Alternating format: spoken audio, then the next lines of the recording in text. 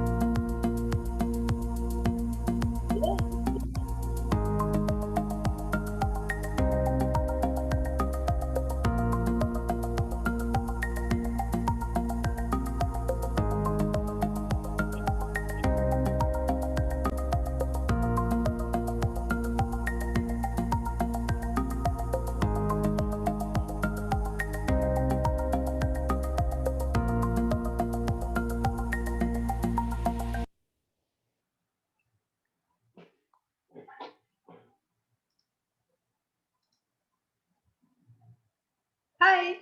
Hi. Hi. Your hair. Okay. I actually was like, I wonder what Morgan's gonna wear. And I was like wearing sleeveless. And I'm like, no, well, I changed. Oh, yeah, that Borea, right? Yeah, Borea. I nearly wore a sleeveless top. And then I'm like, maybe this is what Morgan's gonna wear. I forgot that our accidental Borea. But no, this hairstyle suits you. I think so. I think also my hair is thinning, so apa tu chop. I don't Yeah. know. Maybe I have to Actually, go. Indesign is working like crazy. But my last visit, I haven't gone to the hairdresser for over a year, and ever since the MCO started. Oh wow. Yeah. So my hair is really, really long. So, and I just cut the fringe myself just now. Oh, okay. I didn't realize that day. I mean, because you had your hair tied up, so it didn't really. Yeah. Hi, Daniel. Hi. Hi guys. Sorry to interrupt. So I need to play President's video first. Sure. Okay, so I need to mute all of you. Sorry, yeah. So we're starting already, yeah? Yep. Okay.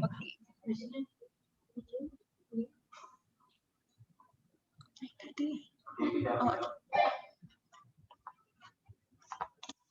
sorry guys. Okay, so you can just start without the President's video. Oh, but Okay. our session starts at 11, right? Yes. Okay. So there's no President's video, so you can just start when you're ready lah. In 11. So the attendees are already logged in or not yet? Yes, the attendance is logged in. Okay. Hi, Ayn.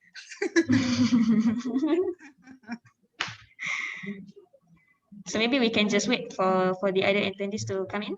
Yeah. Okay.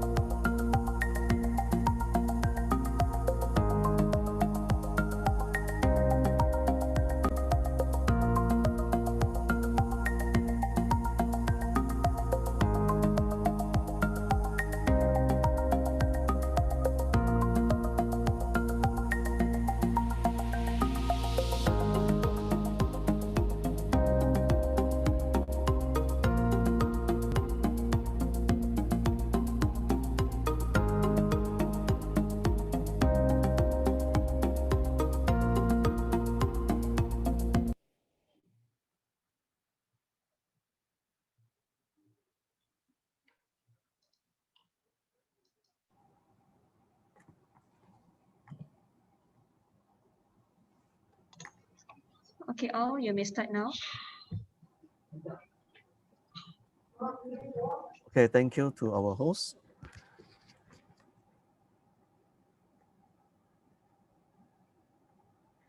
Hello, good morning to our speakers today, Mariana Isa, Maganjeet Kaur, and all the participants.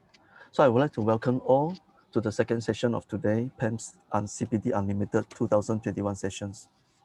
So I'm architect Daniel Choo, your moderator for these sessions. Before we start the session, allow me to point out some ground rules in attending these sessions.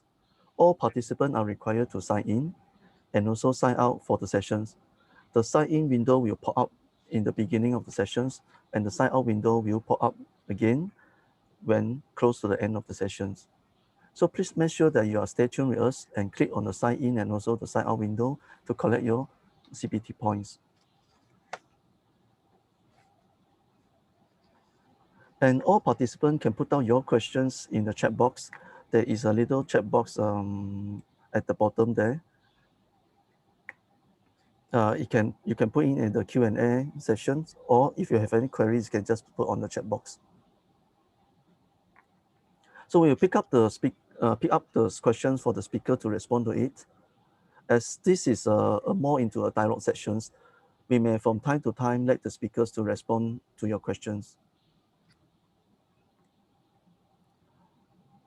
So as this is dialogue sessions, I would like to ask any of the participants who would like to join us as the panelists. If you are interested, you can put in your request in the chat box so that the host will able to make you as one of the panelists. This will also help to make the dialogue in the more interactive manner.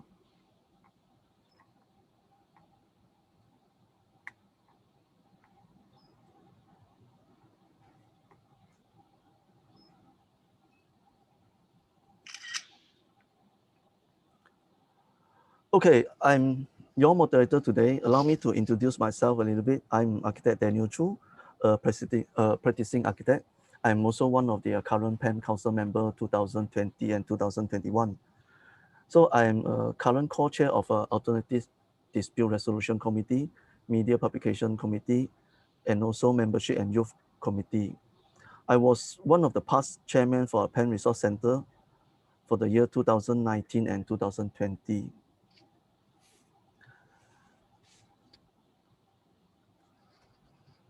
PEN Resource Center is actually formed with a mission in line with the PEN mission statement to promote the advancement of architecture and the architectural profession for betterment of society.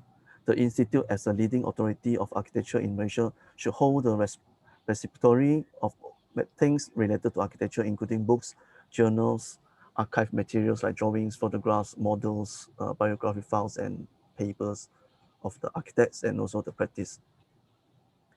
Currently, PEN Resource Center is part under the PEN Education Committee for the year 2020 and 2021, led by our architect Adrianda Aziz, together with a list of active members that contribute to the center. We have Dexter Kaur and myself as the past chairman for this PEN Resource Center committee. We have Tati Nur Hayati, we have Miss Mariana Isa, we have Encik Syed Nabil, and also our project officer, Cik Shafiqah Kamaruddin. In PEN Resource Center itself, we review and collect information from both primary and secondary sources from all the viewpoints so that users benefit from it in a good informations. Physical resource centers are important to provide space and also for collaborations, sharing ideas as a meeting point. We as the custodian of information, especially in the special subject consists of architecture, conservation, history, and etc. We hope members as well able to assist to deliberate ideas, efforts, and eventually make our resource center to grow and expand more collections and of architecture, artifacts, and documents. One of our recent interesting activity for PEN Resource Center were book reading session by our past president, architect Lilian Teh, and our past president and gold medalist, Tan Sri Esa Muhammad.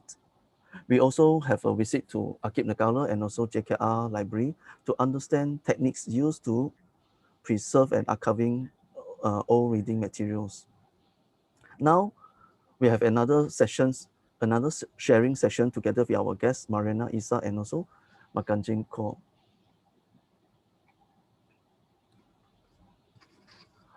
Let me start with some of their backgrounds.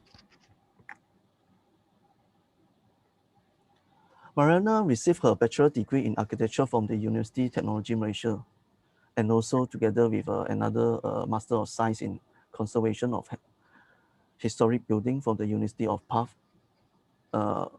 United Kingdom. Her experience including working with the non-governmental organizations and also government organizations. One of the experience that she been through is working with the non-governmental organization related to cultural heritage, the Historic Calliston Foundation under the US ICOMOS International Intern Exchange 2007 program.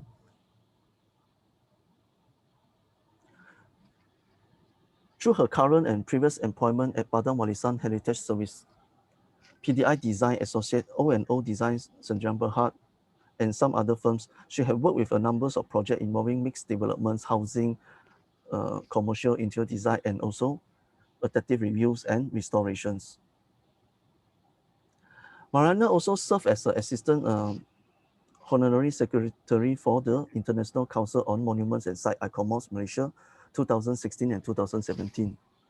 As a member of a PAM Heritage Conservation Committee, PAM-HCC, council member of Padang Warisan Malaysia, and the committee members of Museum Volunteer, Department of Museum Malaysia.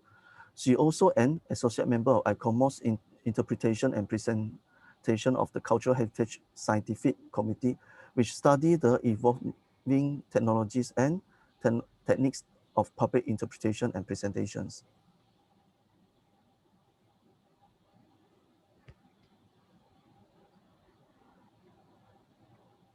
So Mariana herself have also won a consultation prize under the Dr. Suhana for the Ideas Competition for Heritage Trail 5 Kuala Lumpur in 2013.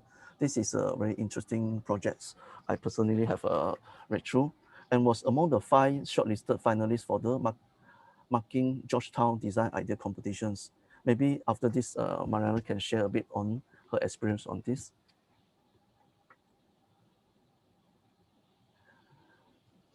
Daniel, you're thinking we cannot see your face. Oh, sorry. Yeah. Okay. Let me check the screen again. Sorry. Oh, okay, because I'm using a virtual background. I see. Okay. So I move on to our second speaker, Maganjeet Kaur. Maganjeet Kaur holds a Bachelor of Applied Science degree from University Science Malaysia and a Master of Business in Information Technology from the Royal Melbourne University of Technology, RMIT. So her expert areas are in project management and data management, gone through numerous consulting projects both locally and internationally. She has over 20 years of experience in IT, manufacturing, and service sectors, with primary focus in logistics, supply chain management, and ERP system implementation. She also is the recipient of the IMIT International Scholarship 1993, which is awarded to the most outstanding postgraduate international student entering the Faculty of Business. She also is a member that holds the Golden Key National Honor Society of IMIT 1992, a membership awarded to the top 15 of the student populations. Maganjeet is also a council member of Padang Warisan Malaysia, a committee member of Museum Volunteers. She has contributed a number of articles to Museum Volunteers blogs, mostly revealing stories behind the artifacts displayed in the museum managed by the Jakarta Museum Malaysia. Her ongoing research focuses on the history of Indian Ocean trades and will publish in the form of book, From the Bay of Bengal to the Java Sea by Marshall Cavendish. I think this book has been published, right? Yeah. Okay. So without further ado, I will start with the conversation to allow our both speaker to talk about briefly on herself and also what actually they are doing. Maybe you can start with Magan first. Yeah, Right. Yes. Then I can- Okay, the shortest, right? So then you can. then I'll just copy whatever you said. Yeah. Well, my experience is not really related so much to architecture. In fact, there's no experience in architecture at all. I started my working life in the manufacturing sector because I graduated in a Bachelor of Science or Applied Science in Polymer Technology, which is to do with rubber and plastics. So I worked in a glove manufacturing factory, Baxter Healthcare up in Penang. And after 2 years, I couldn't stand that enclosed environment, so I joined Singapore Airlines. I went off to Singapore and did a host of other things before I got interested in IT. And so I went off to do a master's degree in information technology. And after coming back, been working mainly in IT consultancy with companies like KPMG, Oracle Consulting, um, until I decided to retire. I'm pretty old, really, compared to Mariana. Uh, after I retired, I had always been interested in history, although I did not take it as a subject in school. My focus was mostly Middle Eastern history, which ancient Mesopotamia, ancient Iraq, Iran, that area, as well as human evolution. So those are my interest areas. But when after I retired, a friend asked if Museum Volunteers was having this advertisement campaign to join them as a volunteer. So yeah, okay, well, let's join. And I've really not looked back. I didn't retire, to be honest. I just wanted to take a year off, a sabbatical, 1 year off, and then go back to work. But after I joined the Museum Volunteers, it was really very interesting, learning more about history, Malaysian history, Southeast Asian history, and I never looked back since then. So it's all been history. Then I met Mariana, and she's kept me very busy since then too, and started my life since then, right? um, yeah. So Mariana, you want to talk about yourself first, then we can talk about the museum experience, how it led to the book. Sure. Well, I've always had an interest in history and all things that are old. So I actually wanted to be an archaeologist, but that was not a popular choice in the 90s. So someone told me that if you like historic buildings, take up architecture. So I got kind of dragged into architecture for 6 years. But because of that interest, I made it a point to follow my intuition and then further my master's in conservation of historic buildings. And at that time, the course was not that popular. There were only a few universities offering it. So the choice was either Venice, which would have been a good choice, or Bath. And I thought Bath as a World Heritage City would be a good place to study, observe and learn from. And when I returned, there was not. I mean, I returned in 2008, and of course, it was a very different scene, more commercial projects than conservation at that point. And so I got a job at Ong and Ong, which just opened its Kuala Lumpur office back then. Ong and Ong is a Singapore company. So the Kuala Lumpur branch was called O&O Design. So I was there, and my principal was kind enough to allow me to pursue one or two conservation research experiment. But because of that void that I felt, I saw that same advertisement that Magan saw in the newspaper calling for museum volunteers, and I thought, that this is what I want to do. So I registered and have, I think, a lot of the how to say foundation ideas, the idea of sharing knowledge and reaching out to people, having this common interest in history really stem from my museum volunteers experience. I'm not that active nowadays. I actually wanted to go back to guiding. What museum volunteers do is we guide in the National Museum. So because of the MCO and all, the opportunity to guide is rather limited. But back then, meeting Magan, it started as a casual thing. You know, we would like, what do we like? What do we actually want to do? And then there was this one conversation. It's like, oh, we should establish a research studio. And when the opportunity came, when projects opportunities came, we decided to just jump right in. So that was about what, 2014, maybe 2013, 2014. So and Magan, maybe we could remember the book that the museum volunteers. Yeah, we actually our first what do you call that, foray into writing was this book published by the museum volunteers. It's called A Malaysian Tapestry, Rich Heritage at the National Museum. Basically, when we go in as a trainee, we are expected to give a 3, 5, and 7 minute presentations on on selected artifacts before we can graduate as a museum volunteer. So and together with that presentation, we are also expected to write short articles on the artifact itself. So what the president wanted to do was to take all these articles and publish it as a book.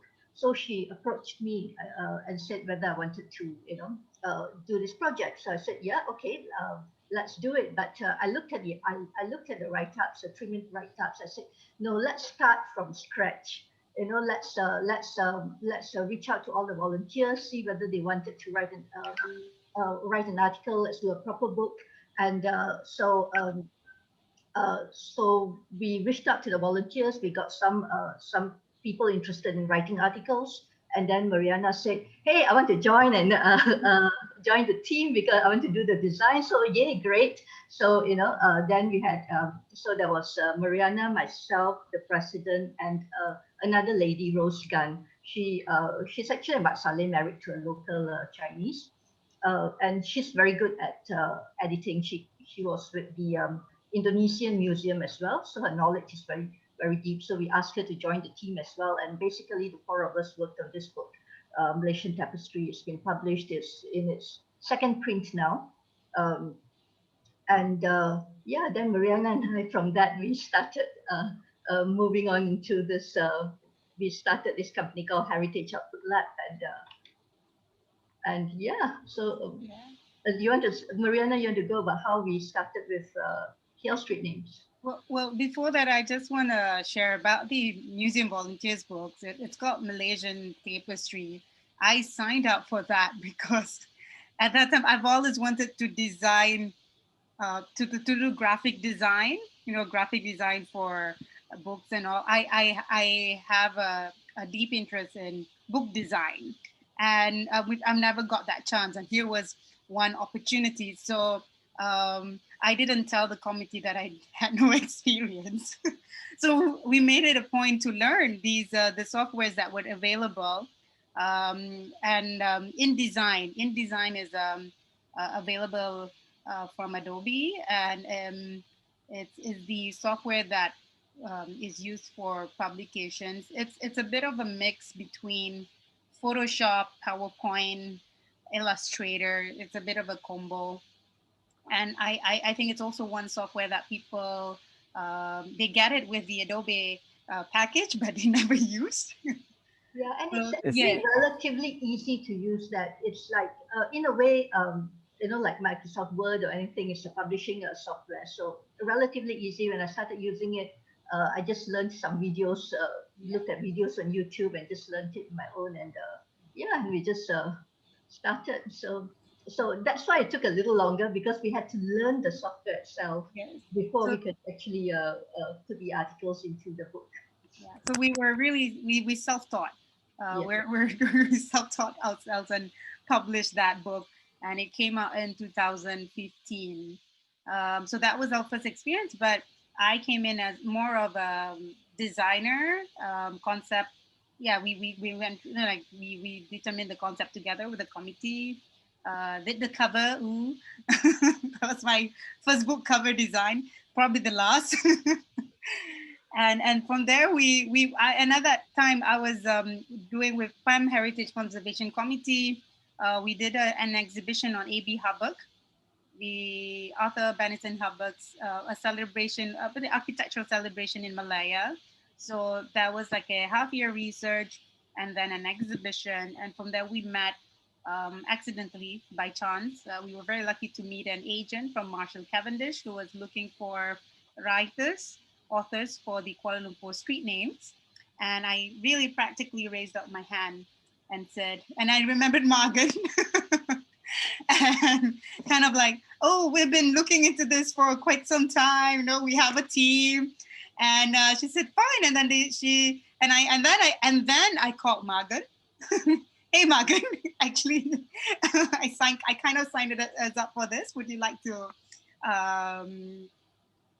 form a team? And that's how we basically just responded to well, I would say the universe, but we responded to the call, to her invite, the agent's invite, without even thinking, without any preconceived ideas of how to manage ourselves, how the contract should be. And we proposed about 800 names for the book, and then they said it's not enough. Because we were only looking at the old street names in the beginning, and because they said it's not enough, so we looked at all the street names from 1880s to the 2015, and they actually already had a book sample, which is, I have it here, Singapore street names. So all we had to do was to write, because they've already had the format. So that was kind of easy, because they said, okay, this is the book's concept. This is basically kind of the look. And then a few years later, they came out with ours. So you could see that it's a similar design, and the layout's all the same, except ours is better. Oh, kidding.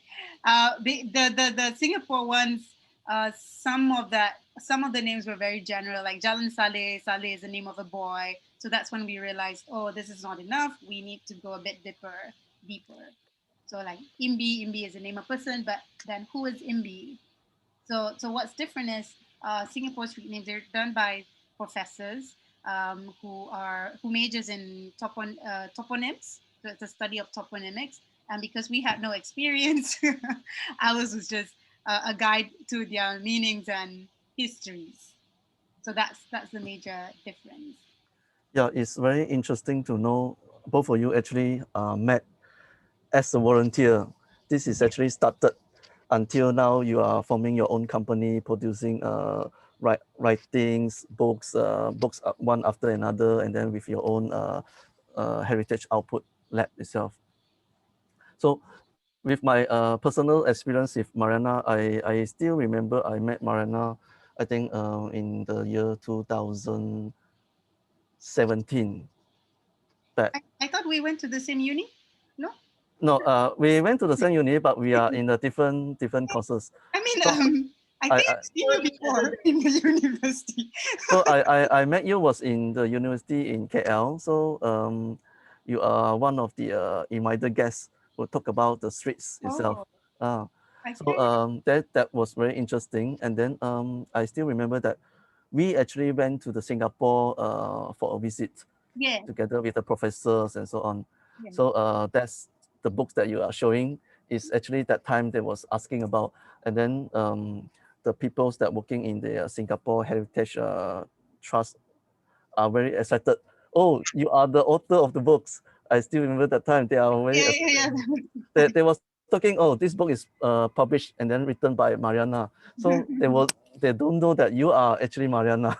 Yeah, sometimes it's quite embarrassing, because I think when it came out, because the subject is very popular, but no one has actually published it commercially. Morgan and I found ourselves, not like in the streets, but in some events, like people will come up to us and talk about the book and tell us what's wrong and right and want to take our photos.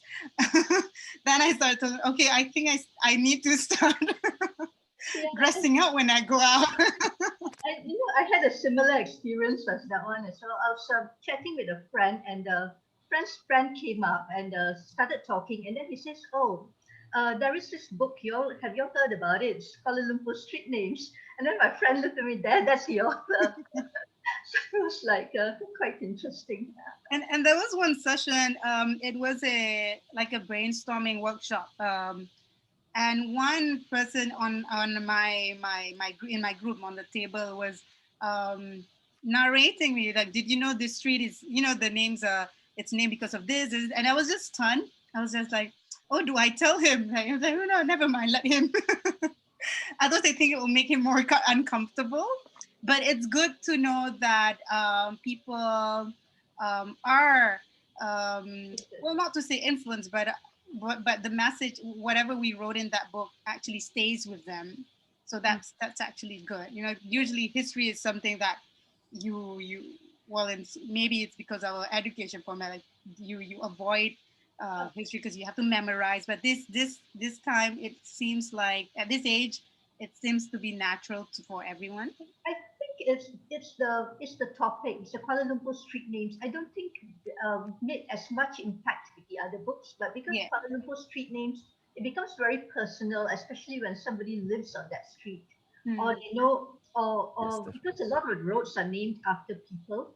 They themselves are, could be third generation of related to those people, so it becomes very personal to them. Or they may know somebody who is related to that street. So that's why the Kuala Lumpur street names, it's generated a lot of interest, I think. Yeah, I think maybe both of you can share with us what actually inspired you to come up with such a books, and then what are the process that you start with the books and then until your completion of the books. Okay, that one, that was we only had a 6-month deadline, right? Did we? To write. Yeah, we only had a 6-month deadline, but thankfully we had done some research on our own earlier because we knew the history of Kuala Lumpur, so that made it a little easier. But it was a very intensive 6 months.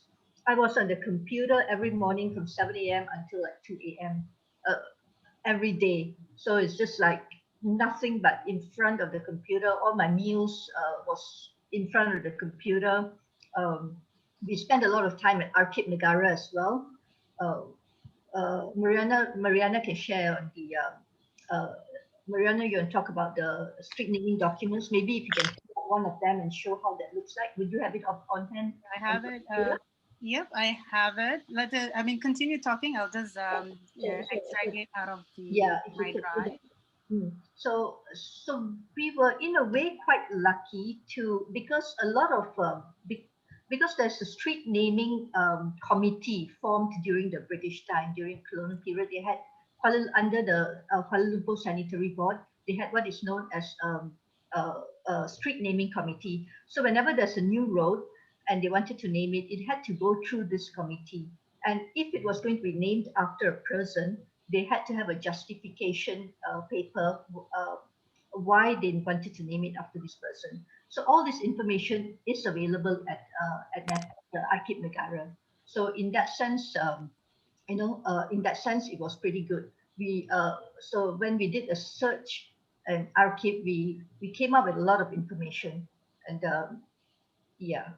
this is one example. Mariana, to share that. Yeah, so this is so what actually we also got stuck in the beginning because the keywords were, we couldn't find the keyword to extract this kind of document. So I think towards the end we found naming of streets.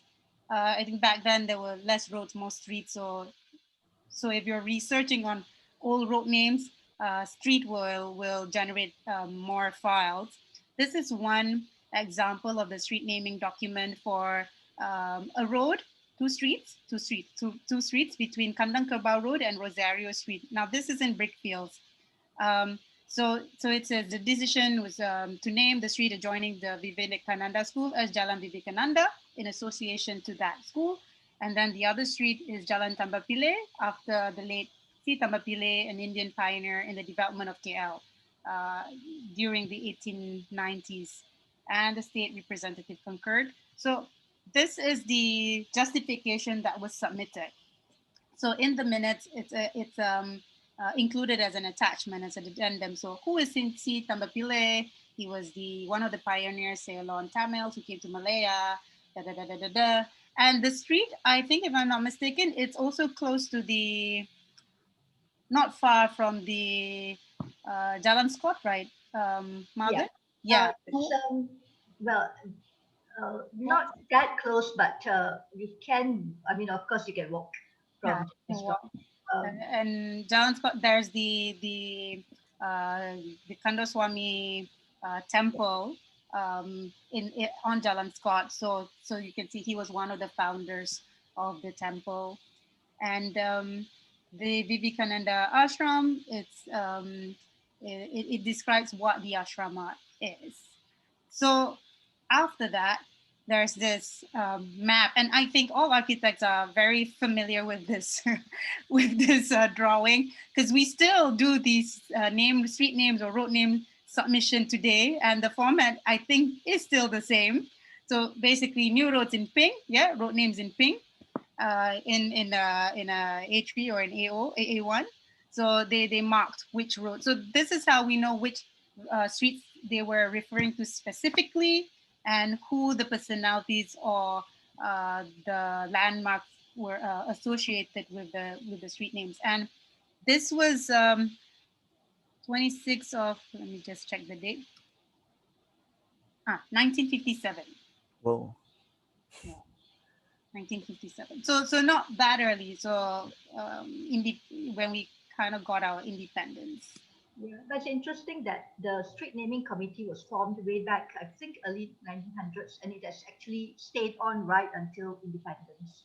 Yeah. So they have followed that process. Yeah, and the committee it changes in the 1920s, 1930s. The ruler of Selangor would chair that committee, but of course today it's a very different setup.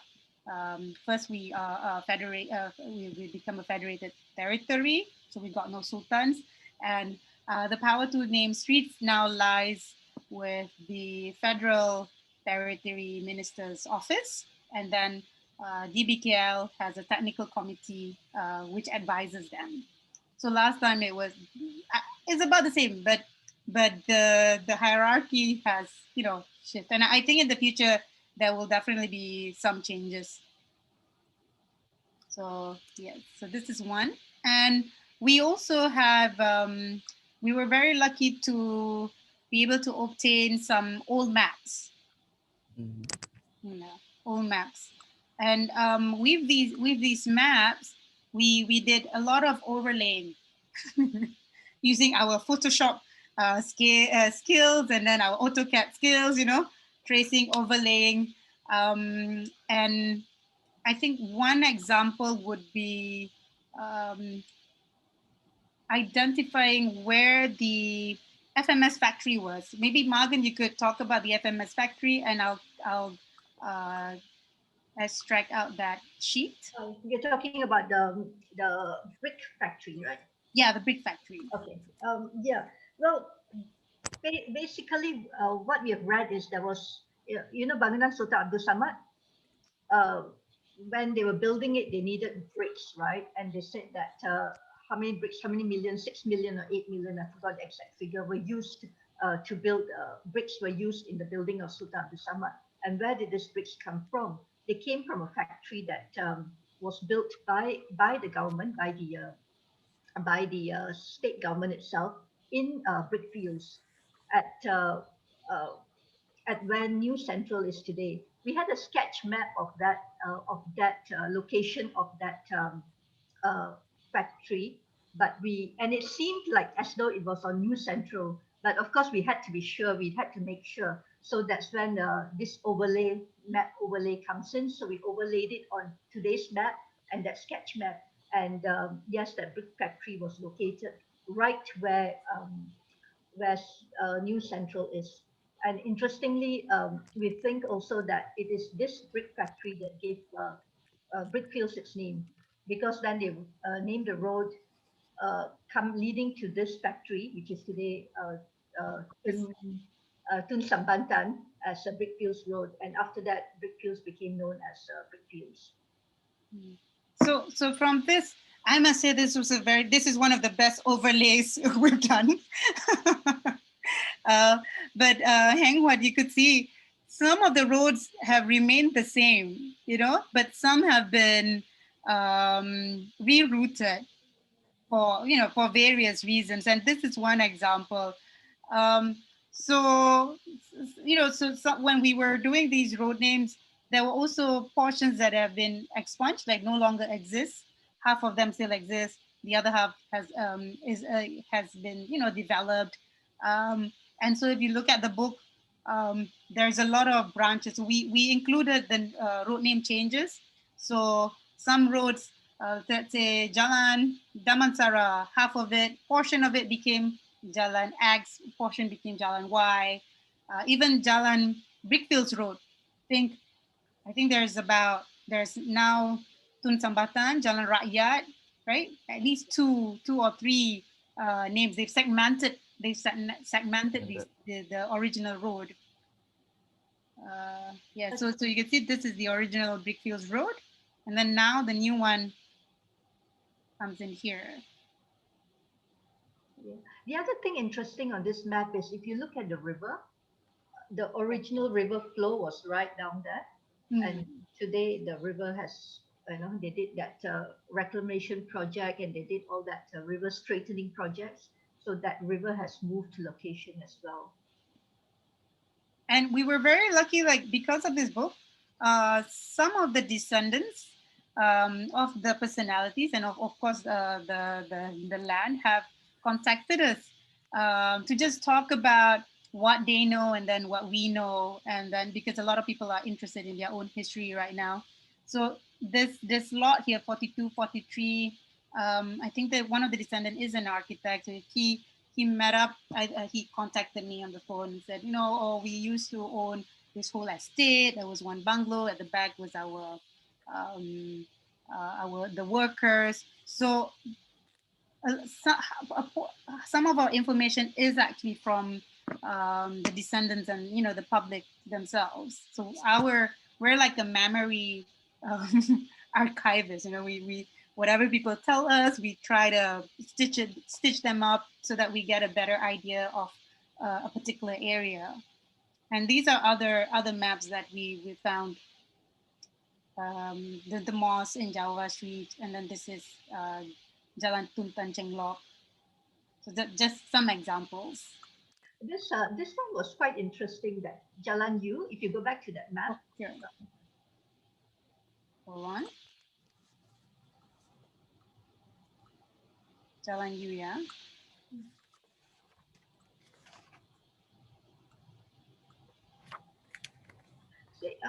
We were doing a presentation at Padang Warisan, our very first presentation.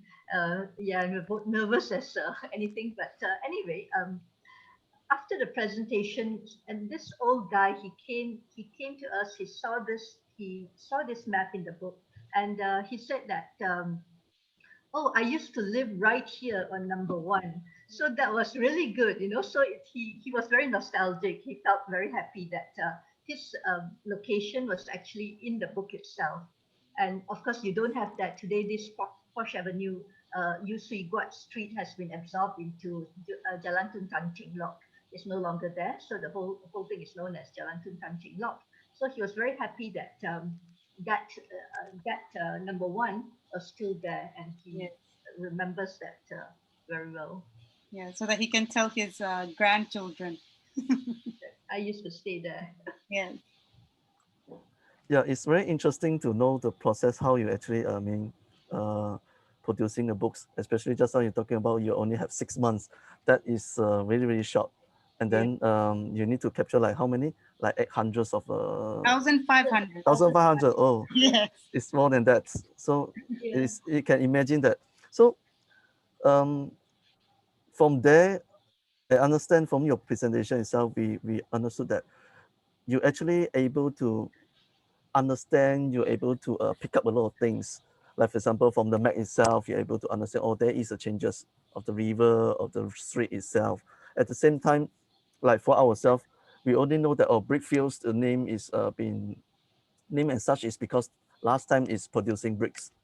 That's all we know. But from your side, on your perspective, because when you are doing in this research on this book, you are knowing that the bricks that produced by Brickfield is actually partly is for the building of Sultan Abdul Samad, which I think nobody was thinking of this.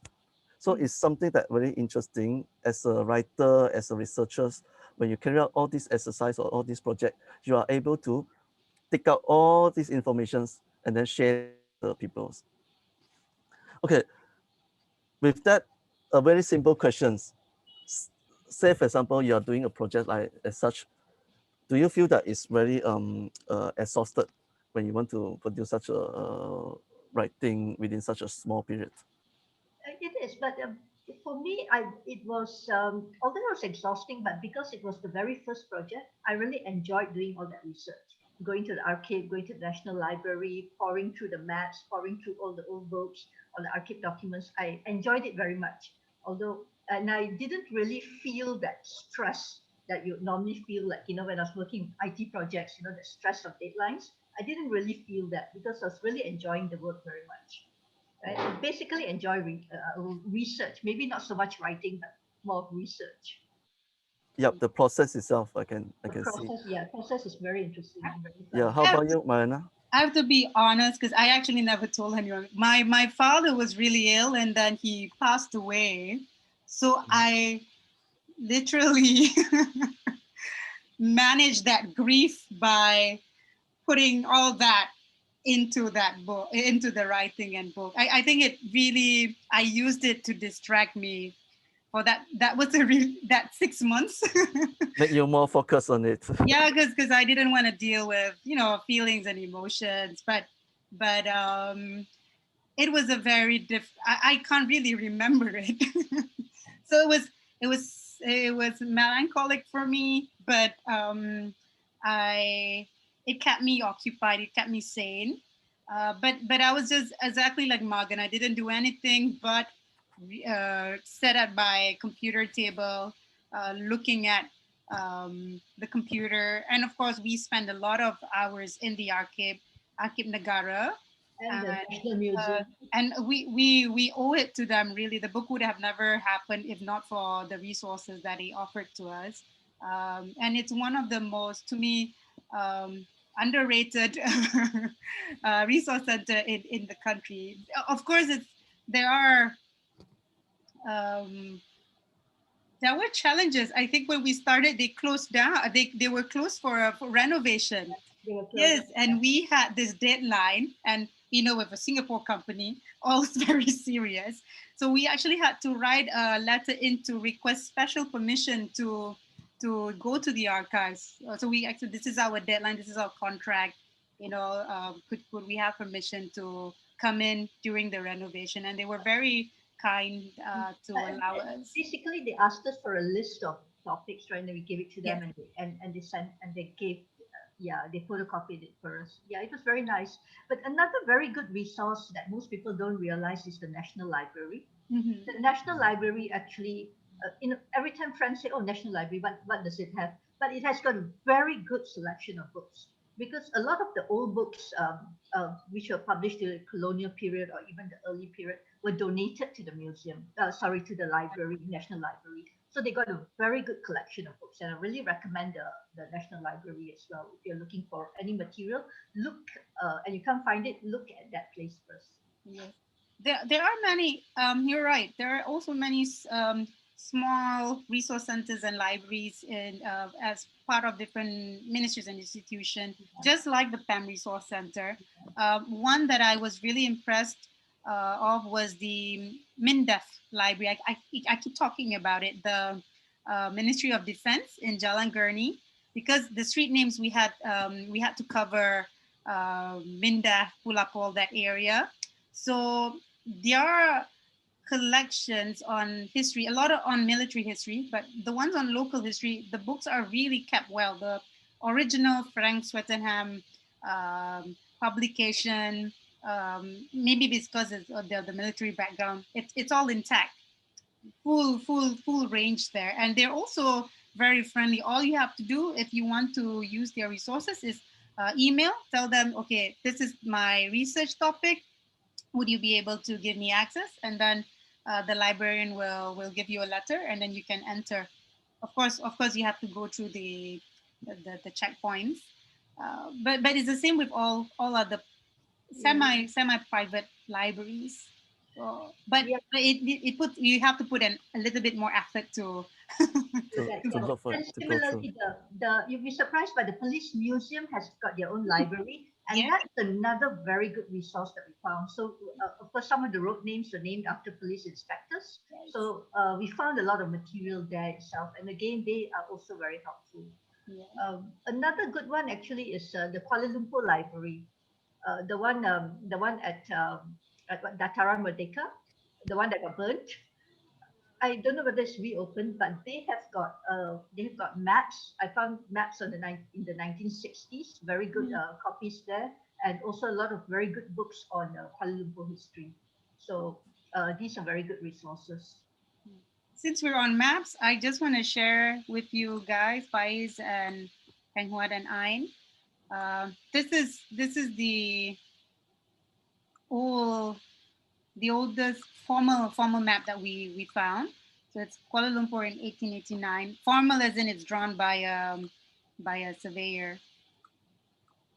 So because we started the book starts at 1889. The route names, the street names, yeah. So this is one of our major reference even until today. Yeah.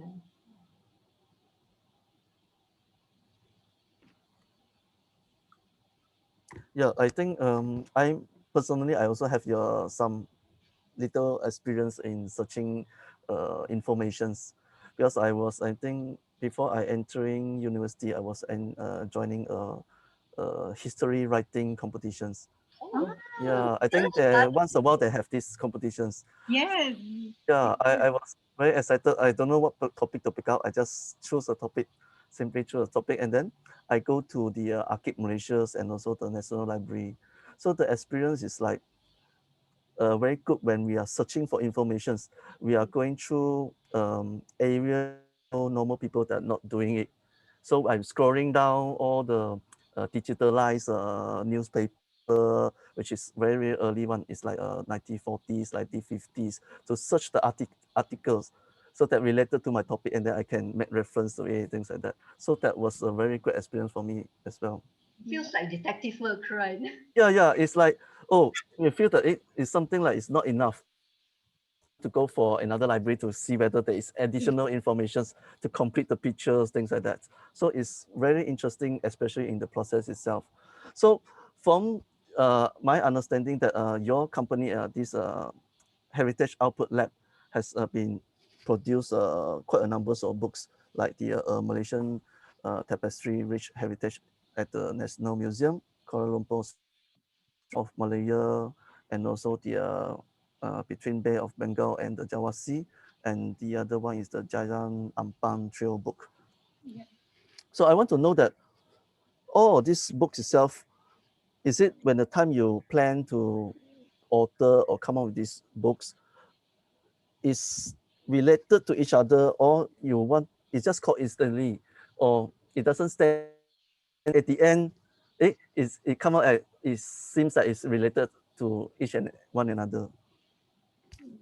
No coincidence. Yeah, the Malaysian tapestry is actually not from us. It's not Heritage Output Lab. It's the museum. It's museum volunteers.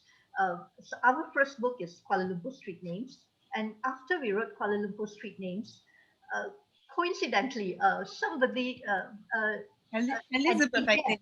EDM was looking for writers to write this book, Sounds The of Malaya. Sounds of Malaya. So they approached Badan Warisan Elizabeth Cardosa, and we had just given a presentation on the Kuala Lumpur street names at Badan Warisan. So she told them, she's very nice of her. She told the person at EDM, why don't you contact these two ladies? And so he did. And we said, yes, yes, we are very interested. And Because EDM quite is one of the foolishly, most recognized. I mean, it has a very good reputation, and we were like, "Wow, EDM!" EDM is, one of the world-class publishers. So we were very excited about it, and very, very excited to be in that book. But again, very, very tight deadlines. That one, I think quite killed me because Yes. it's a very tight deadline, and it's out of Kuala Lumpur. It's looking at towns which we are not that familiar with. So that research was again very, very intense. Yeah. But that also, because it was halfway done, the concept was already set. They already had the photos. So it was about 4 types of Malayan towns: royal towns, port towns, railway towns, hill stations, and all sorts. And all we needed to do was look at which towns were suitable, and then study. So it was. I think the fact that we come as a duo, it attracts the publishers because it cuts off time. If I was to do that book alone, I don't think it would have ever finished. Yeah, because being a team, we can keep tab of each other, and then we can split the load so that 8 months work is actually 16 months worth of work, right? Because we shared the load, and that book I remember fondly because we went up for a kind of like a road trip, passing through all the towns from KL towards the north until Arau. Yes, in Perlis, places that we've never been, places that we've only heard about, read about, and we were thinking like people should really travel in Malaya or by road because there are so many small encounters that are very meaningful. Yeah, you can see a lot of things that that you are going through with, whether it's the street itself, the peoples, the culture of the area, because each and one of the state it could be different cultures, the food itself, the food that they serve, and also even like us as architects, which is there is a slight difference between different states. Okay, then I want to pull you another question because just now you also talk about you are sometimes come up with writings that are areas that you're not very familiar with. Okay, so it's always need a lot of time and efforts for you to prove it and then to make sure that the facts that you write are correct and then not being challenged, things like that. So have you ever encountered that any books or writings that you have write halfway, I mean unable to publish, or you want to put on hold first, then you come back again at the later stage, things like that? Um,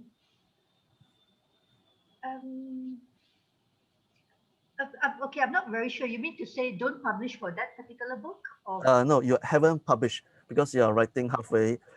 okay. You Actually, may need more yeah, times to. yeah. Actually, we did. The latest book, the one that was published last year, Between the Bay of Bengal and the Java Sea, and Mariana, you're the surest that book. Here. Yeah, this one started. This was again published by Marshall Cavendish, and Marshall Cavendish is. They approached us, and this one we had a free hand in the topic. The only book that we had a free hand in the topic. They asked us for a suggestion, and we gave them two options. One was to talk about uh, uh, places of worship in Malaysia, old places of worship in those temples, mosques, churches before independence in Malaysia. And this was the other topic. We wanted to branch out to Southeast Asia, so we came up with this other topic. KL, Malaya, Peninsula, and then Southeast Asia. Yeah. So they decided to pick this topic. So when we started on it, we were going to talk about ports and trade, but because again of the very short timeline, we decided to write a series of articles instead of random articles. And I wrote one on dong song drum. Dong song drums are this ancient bronze drums from Vietnam that comes from northern Vietnam, and you find it all around Southeast Asia, especially maritime Southeast Asia. And Mariana wrote an article on inscriptions, on basically inscriptions written in the Brahmi and Pallava Grantha scripts, coming from the Brahmi script written in Sanskrit. She focused on that. So then for the book, we refocused again. We looked at it. We said, all these disparate articles are very difficult. So we decided to leave these two articles out, not publish them, and focus just back to our original topic, just talking about hops. So these two articles are kept aside. We will be working on these and publish it, probably in separate either blog. Mariana is looking at publishing it both were published in museum volunteer publications, basically.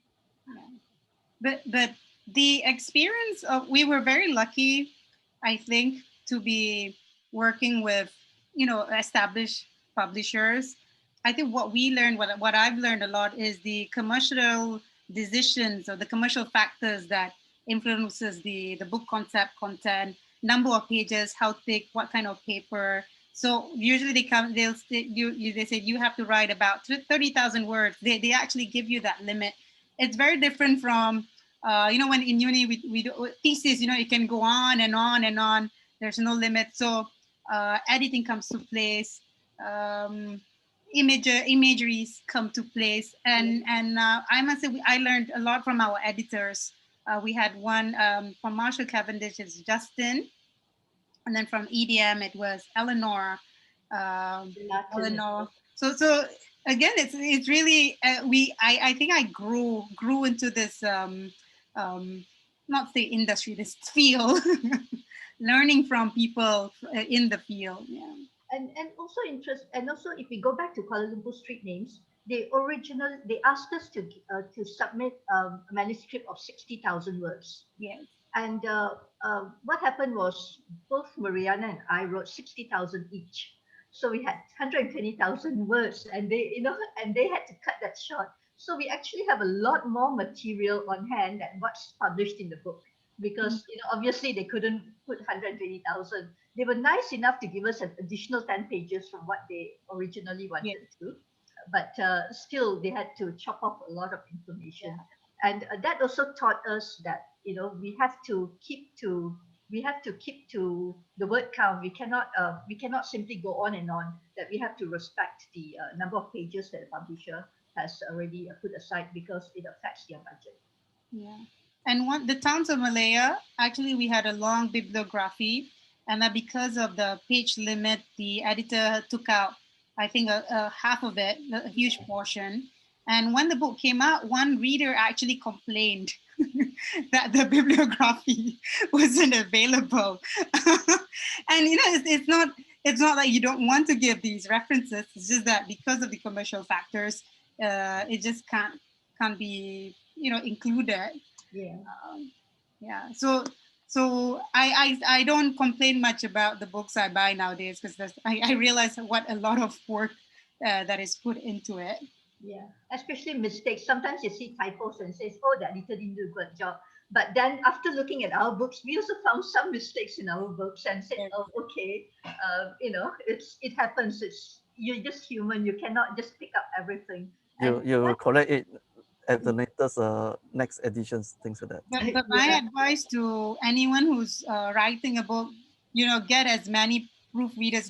Ask your family members to just read, to go through, because you stare at the same text for a long time, you don't notice the mistakes. Yeah, and in fact, one publisher told us that he's never published a book without mistakes. Yeah. It is very hard to publish a book without. There will be some typo. There will be some some alignment errors. I like the one in. Remember, Mariana, I told you about the one in Bay of Bengal. The editor, I think he overwrote the word. It was supposed to be something else, and here, page the ruler of the in what we have written is in 1275, Kertanegara, the ruler of, it's supposed to be Singhasari, but I think the editor was cutting and pasting, so it's become Singh Zafar. Yeah. It's like, Singhasari plus no, Muzaffar. oh no. Okay, And I even think no one quotes that line in the assignment or reports. okay. We are actually now at 12 p.m. We have half an hour for Q&A sessions. So I would like to ask our participant, make sure that you put in your question is either in the Q&A column or the chat column, so that we can let our speaker to address on it. So while waiting for a question to be put, so I have some more questions for our speakers. I keep some very, very difficult one for them at the last. Ouch. Alamak. Mariana, all yours. Okay, the first one is, I saw, because just now one of my questions was asking on each books, is it staying by its own, or you're trying to build up a body of works that connect to each other, all these kind of books. In my brief review itself, it seems like there are some connections. It may not be a direct connection, it's an indirect connection, things like that. So all this, we are talking about heritage, we are talking about historical figures, names, things like that. So a lot of, a lot of people, a lot of writers, sometimes they are not historic people, so they are afraid of it. They are very afraid to produce this kind of books. I mean, they may have interest, like myself, I also have interest in history and road names, things like that, but I'm not, they write any books like this, okay? So because they feel that sometimes they may afraid that it able to be challenged. Okay, if you are putting in facts that is not correct, people may correct nicely. Some may saying that, oh, you are putting you are changing the history, or you are changing the records, things like that. So what is your view on this? For us, our books, we try and keep it. So far, all the books have not been personal opinions. They have all been research. That means, for example, when we're doing the Bay of Bengal to the Java Sea, uh, what I did, I had three authors. One is Mixic, Andaya, and Kenneth Hall. And if I come across a fact that they don't mention, I don't put it. So I double check all the facts against these three, because they are the experts in Southeast Asia and in this field. So every single area, there are usually some experts. Like Kuala Lumpur, there's Garlic. Every time Kuala Lumpur's history, people refer to Garlic. Not that these people don't make mistakes, but at least there is a base. So always go back and check not just one source, but at least three sources to make sure that your facts are correct is mentioned. Like we have come across facts that people just simply say, but as long as the experts that you have identified is not mentioned by them, we will not include them into our writings. And so far, we have not published any books that are our own personal opinions. We have It's all been about third party source from Bay of Bengal is sourced. It's a third party researchers.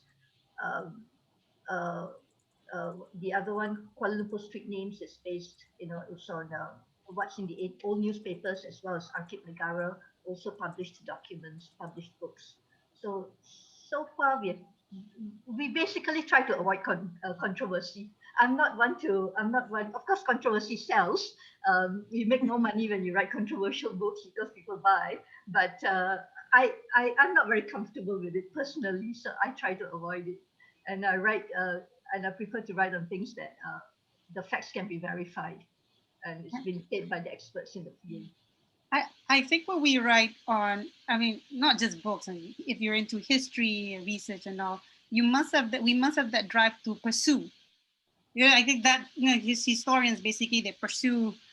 So when we get one fact, we're a bit critical about it. Okay, is this right? So that's why Morgan said at least get three references, and then we have a lot of internal dialogue. Because that's also what's great about having a partner, because we can actually talk about it. If we're doing it alone, it's just you and you know, in your room, in your own space, and then we can't get that other point of view. Yeah. But even so, our name is Heritage Output Lab because at that time we were looking at like how can we have different kind of outputs, different kind of mediums to convey the stories of that we want to tell. And this Bay of Bengal is actually a little bit different from our earlier books because it's supposed to be like a handbook, like and the size you can see it's very handy. We The idea is that someone who's traveling to these places, to these places that are listed, could actually bring this book while they're traveling. But then it got launched in March, right, just right before the MCO was announced. So it didn't, yeah, it has not happened that way yet. And Towns of Malaya was a coffee table book. The Kuala Lumpur street names is more like a directory. So it's different kind of publication. The way to write is also a little bit different, and that we had to learn. Okay, we have a question. Okay, there is one question from the participant. It sounds like, what is your inspiration or reasons for creating some of the books? You want to take that, Margaret? Or You can go ahead. I personally, there are many stories, facts, and information that I've come across through these research experience that I feel are really important to be in public domain. They're in the public domain, but sometimes a book, let's say from the early 1900s, the way it's written, it's a different kind of language, different kind of tone. So someone has to, take it, simplify, and share it with the masses. So that's my passion. I feel sometimes you have this new information, new knowledge, and then everyone else is just rooted deeper into what they've taught in school, and then that dialogue cannot happen. That's my inspiration, passion, so that these information, that the things that I read about, is shared with others, and then from there we can grow the knowledge or the archive, the library together. And all these libraries and archives that have opened their resources online, I think they're amazing. I think it's a really good step forward. So you can't say that you don't have access. You can't say you don't know.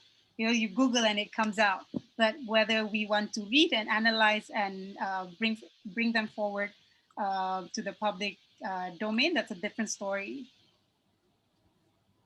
How about you, Margaret? Yeah, it's very much the same. It's that passion to share the knowledge. Like you read so much, and then actually, what triggered me really was something that my auntie said, because I always read a lot, and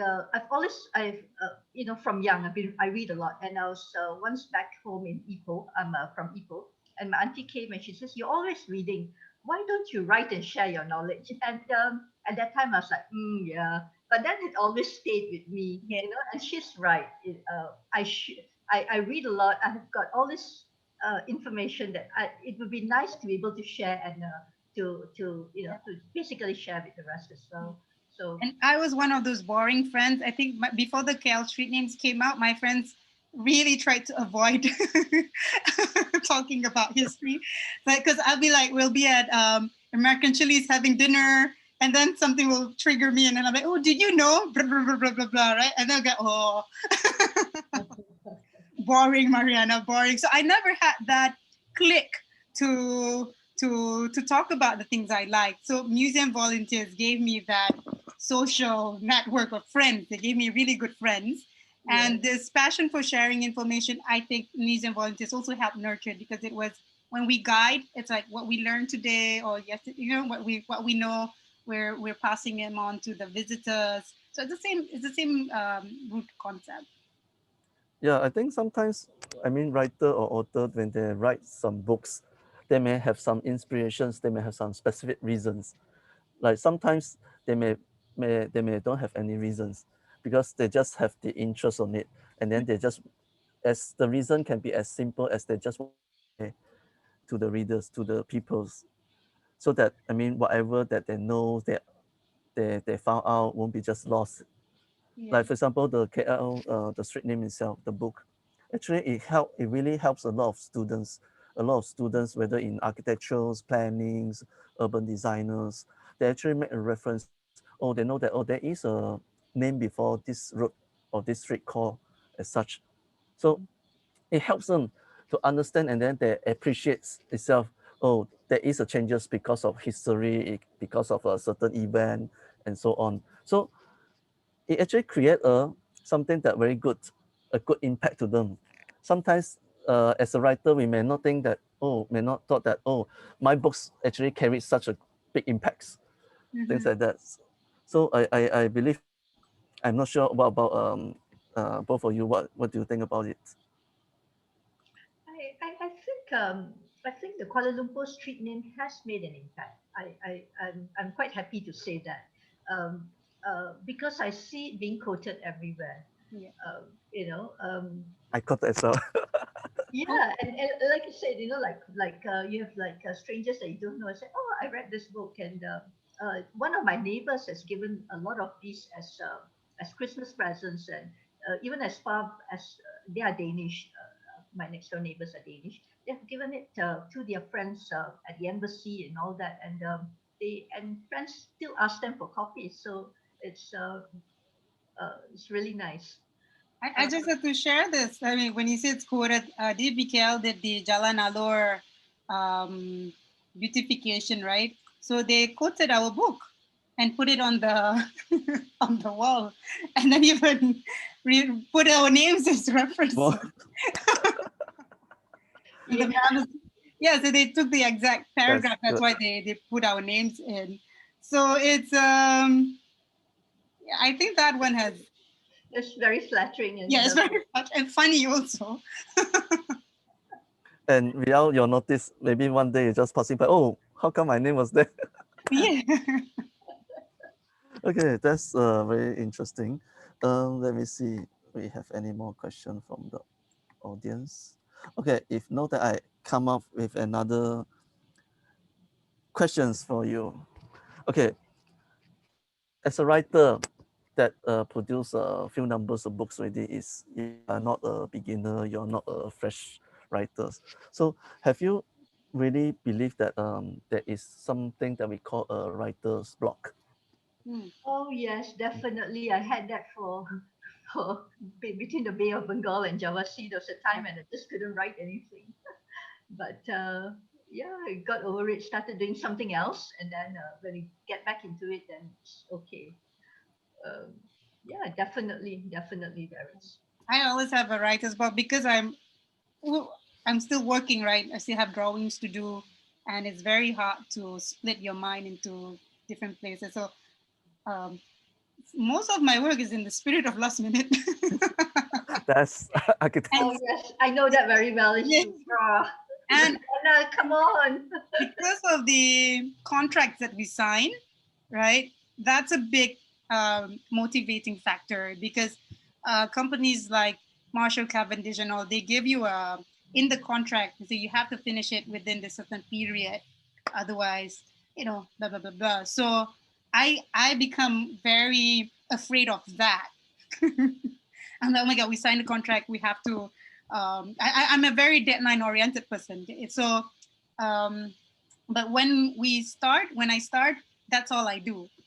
Like I can't, I'm when I'm writing for, I was writing for the Bay of Bengal. I didn't do anything else but write and eat. Write and eat, yeah. Forever stress eating. uh, but there's one medium that we explored in 2019. It has not materialized. um, is to write for the panels, interpretive panels. So instead of a book, you write for panels. And that also has, limited space, limited content. So that was a kind of like a different learning curve for me.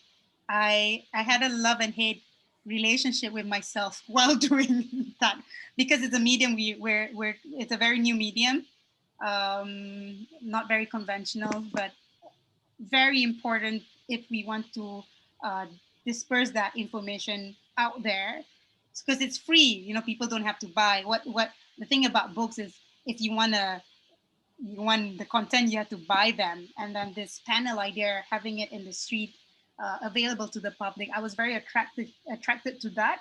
But writing for it was very different. So for that one, I think we continued editing it for a long time, even after the project was the reports write-ups was submitted. We continued editing the text, the one in the Malay especially. The challenge with that is that there's some of them has got so much information, but we are constrained by 250 words.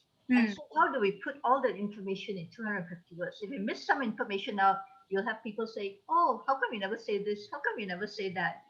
So we in a way we had to pick and choose, but we also had to make sure that we try to put in information that we think people don't already know. But then again, when you come back, people are going to say, "Hey, why this information is not there? Everybody knows it. Why you never?" So it was very difficult to do that. In fact, I want to write a book where there is no word limit, where there is no constraint. Yes. I can write whatever I want, and so however thick, however thin, right?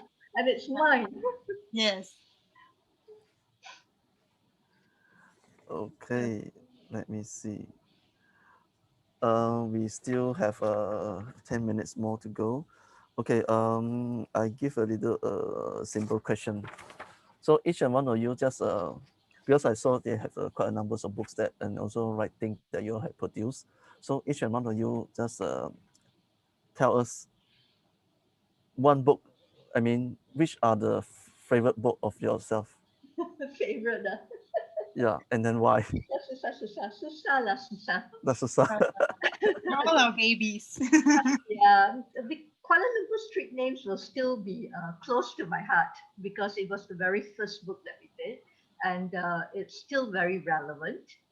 Um, uh, whereas the bay between the Bay of Bengal and Java Sea is something that I would say that our knowledge is not, it's a very wide area, and our knowledge is just maybe 10-20% of what's available out there. So to me, I'm very passionate about going deeper into that topic and researching further, even if I don't publish anything, just from my own knowledge. So I would, for me, it's these two books, Bay of Bengal and Java Sea and Kuala Lumpur Street Names. These two books, I can't say which is my favorite. I like them equally well. The Towns of Malaya is the prettiest. Yeah, that's the prettiest, but some other I don't know. This book actually is selling quite well. It's published by EDM, and I was very surprised that they ran out of print quite early. Yeah, it's a very well, it's the design is very well done, very pretty, very nice. Yeah, but for me, it's like between the because I still am passionate about Southeast Asia, maritime Southeast Asia's history, and I want to research it further. And the Bay of Bengal actually, what's good about it for our company or ourselves as authors is that it introduces us to other countries, readers in other countries. So there was one professor that we actually referred to who bought the book, and he mentioned it in one of his lectures. So I was like, oh, wow, so someone in Indonesia actually knows of what we're trying to do. So that gives us a bit of drive, how to move forward. And then if we're going deeper into Southeast Asia history, at least there's that there's that small, it's not even a foundation, the small introductory. And we had to admit, between the Bay of Bengal, our knowledge is not that deep. It's too it's too wide a subject to be able to cover in that 1 year that we did, 2 years that we took to do the book. But because of the format is for the Marshall Cavendish, the target readers is a bit wider. So it's for someone who doesn't know anything about the place, our book would be a good study book. Yeah. Yes, but if you want to know deeper, maybe that would be our next venture. I personally, of course, love. Actually, I'm a bit. People now call us Mariana Magan KL street names, and I'm trying to get away from that.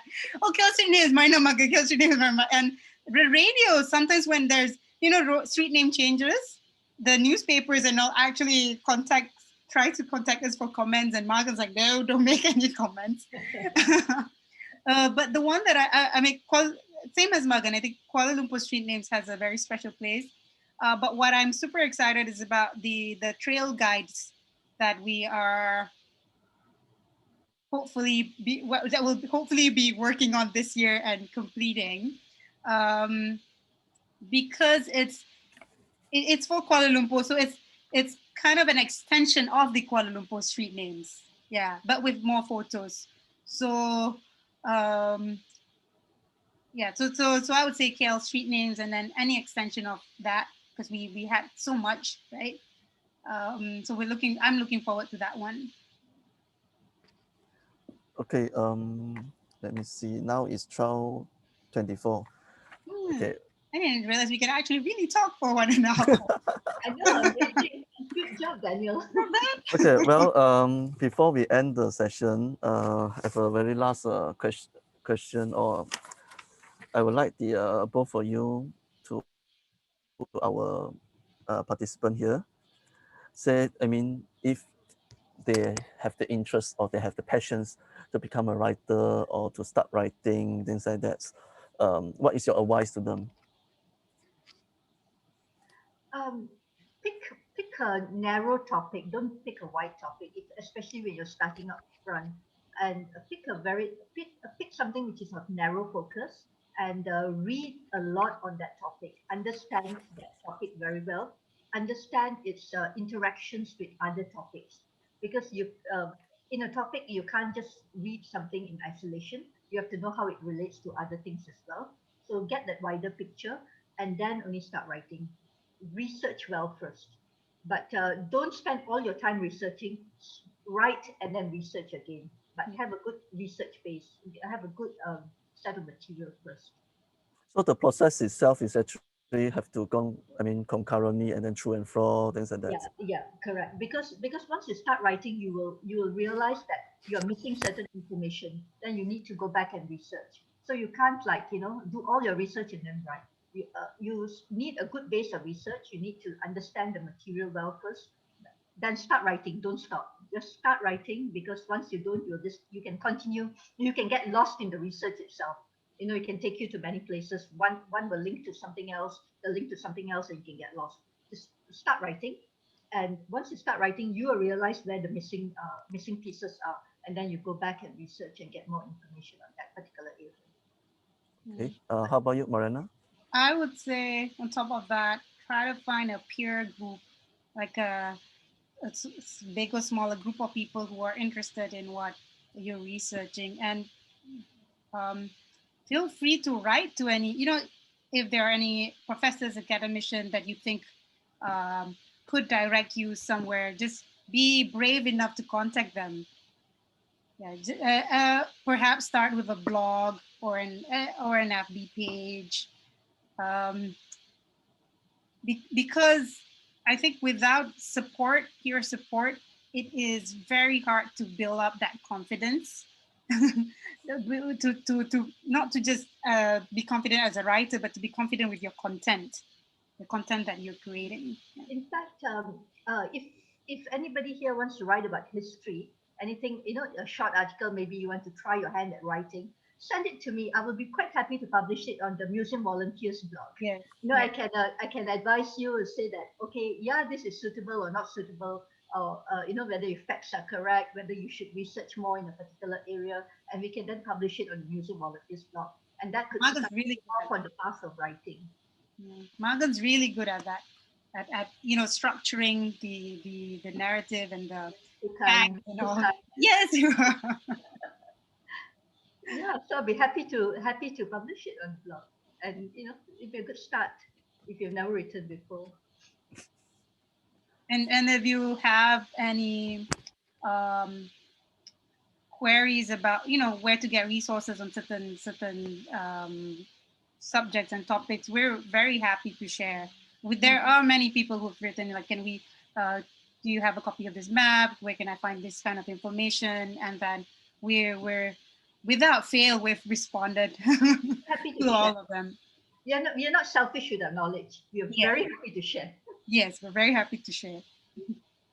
Yeah, I mean, most of us, we would like to have a more a positive value in terms of sharings, because the more we share, the wider it able to reach. Yes, Because correct. if not, I mean, we don't hold the information for ourselves. I mean, it doesn't go anywhere Yeah, at what's the the end of the point, time. right? What's the Yeah. point? Yeah. Okay, I think we have 1 minute to go. So with that, I would like to 4 minutes to go. Hey, let me see. 2 minutes. Well, I do want to thank Faiz, Yeah. Fauzi, and then Ayn In, for attending this session, and I hope we were helpful. But feel free to contact us, maybe through PAM Resource Center. Just contact PAM's librarian, and then maybe she can share our contact details. yeah, you can always contact our Penn Resource Center, and then I think Mariana, and also the lab itself, and also together with our Penn Resource Center, we also have a committee members, and whatever resource that we have able to be shared and able for you to, for your research, for your writing, and so on. So with that, let me see. Um, I would like to say a very warm thank you to both our speakers today, and then the sessions that revolve around Maganjeet and also Mariana experience and their research on writing and developing the content of history oriented publications. So it's interesting and eye-opening sessions. I hope all the participants enjoy the sessions, and then I do hope that we're able to see you again in our future events. So with that, I would like to thank you, and then call for the end of the sessions. And Thank thank you. you also, Daniel, Thank you. Yeah, Ayn, and thank Shaf. you. You're Yeah. good moderator. Yes. Thanks, Daniel. Good morning, Okay, chat. Yes. Good start. okay, I think I can back to you, the host.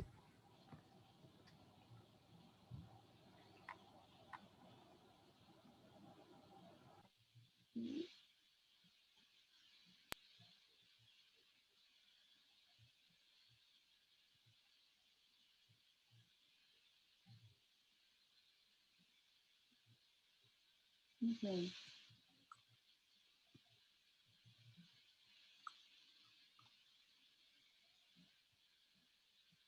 Okay, thank you guys. Thank you for the good sharing. Thank you. Thank you. Okay, thank you. All right. So we should leave the room now. Yeah, yes. You may leave. All right. Thank you, Bye. Thank you. everyone. Thank Bye. you. Bye. Thank you. Bye bye. Thanks, Daniel. Morgan.